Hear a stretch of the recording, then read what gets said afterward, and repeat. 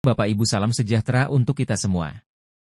Pada sesi ini kita akan membahas sesuai dengan kisi-kisi Kemenpan RB Tes Kompetensi Teknis P3K 2024 pada poin ketiga tentang hierarki konsep dan materi suatu disiplin ilmu.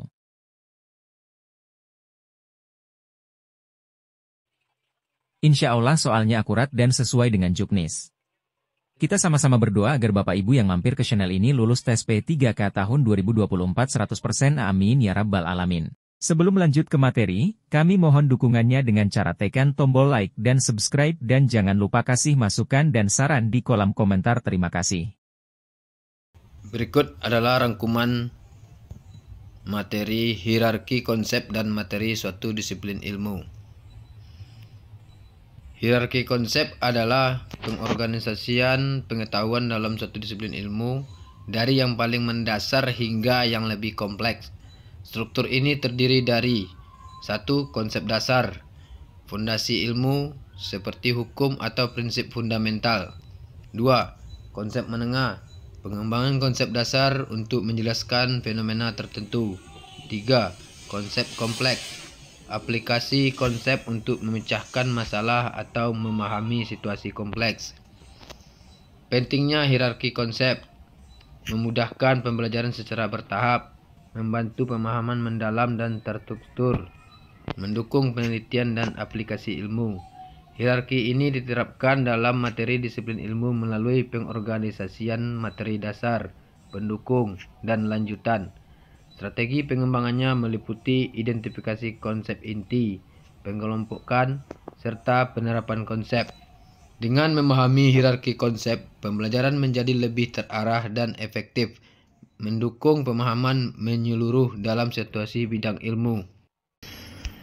Lanjut, kita langsung soal SJT tes P3K 2024 dengan topik sesuai dengan kisi-kisi Kemenpan RB tahun 2024, yaitu pada poin ketiga, hierarki konsep dan materi suatu disiplin ilmu. Soal nomor 1. Seorang guru menyusun rencana pembelajaran tentang sistem peredaran darah manusia. Tahapan yang harus dilakukan agar peserta didik memahami konsep secara hierarkis adalah A. Langsung membahas penyakit yang berhubungan dengan peredaran darah. B. Mengenalkan konsep organ dan fungsinya terlebih dahulu. C. Meminta siswa membaca buku tanpa panduan terlebih dahulu. D. Memulai dengan simulasi sederhana mengenai aliran darah. E. Menyuruh siswa menghafalkan istilah dalam peredaran darah.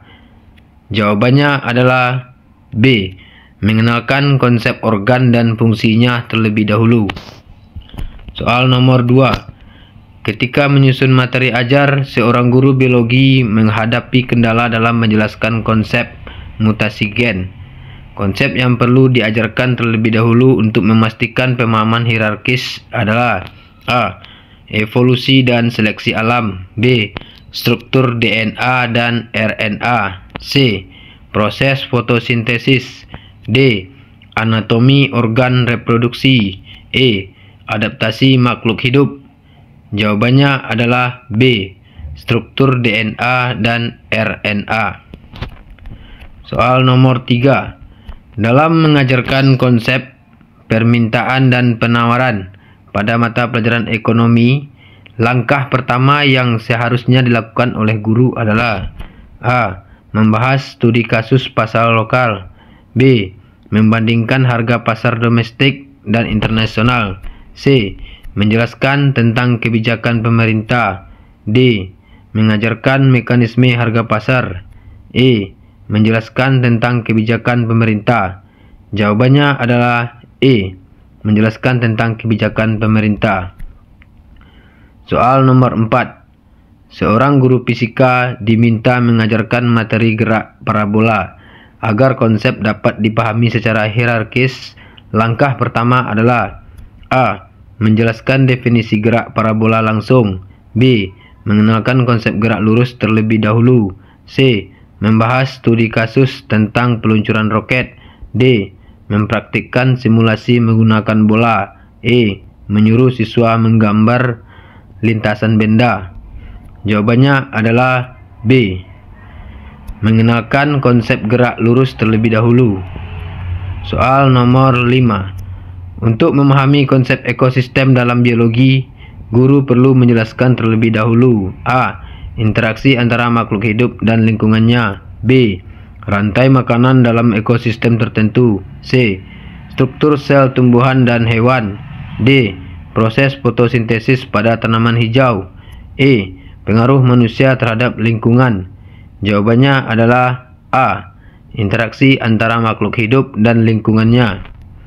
Soal nomor 6. Dalam pelajaran matematika, sebelum siswa mempelajari persamaan kuadrat, guru perlu memastikan mereka memahami: A. Konsep logaritma.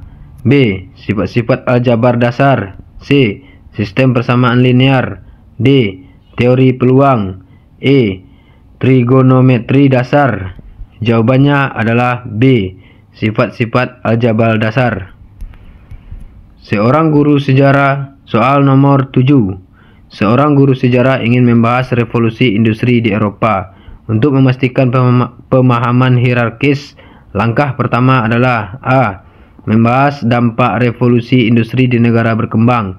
B. Mengidentifikasi tokoh-tokoh penting revolusi industri. C.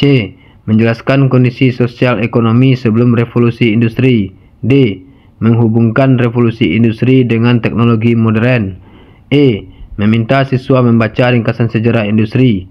Jawabannya adalah C. Menjelaskan kondisi sosial ekonomi sebelum revolusi industri. Soal nomor 8. Ketika menjelaskan konsep gaya gesek pada fisika, langkah awal yang harus dilakukan adalah: A. Membahas pengaruh gaya gesek pada kendaraan. B. Memahami konsep gaya secara umum. C. Langsung melakukan percobaan gaya gesek. D. Membahas contoh gaya gesek pada kehidupan sehari-hari. E. Mengukur gaya gesek menggunakan alat laboratorium. Jawabannya adalah B. Memahami konsep gaya secara umum. Soal nomor 9. Dalam pembelajaran tentang kebijakan fiskal, guru ekonomi harus terlebih dahulu menjelaskan: A. Pengertian inflasi dan deflasi. B. Fungsi uang dalam ekonomi. C. Struktur pasar global. D. Interaksi antara permintaan dan penawaran. E. Pengaruh pajak terhadap pendapatan nasional. Jawabannya adalah D. Interaksi antara permintaan dan penawaran. Soal nomor 10. Saat mengajarkan konsep fotosintesis pada siswa, guru perlu memulai pembelajaran dengan: A. Menjelaskan struktur daun dan kloroplas. B. Menyebutkan manfaat fotosintesis bagi manusia. C. Membahas ekosistem dan rantai makanan. D. Menghubungkan fotosintesis dengan produksi oksigen. E. Memberikan percobaan sederhana tentang fotosintesis. Jawabannya adalah A. Menjelaskan struktur daun dan kloroplas.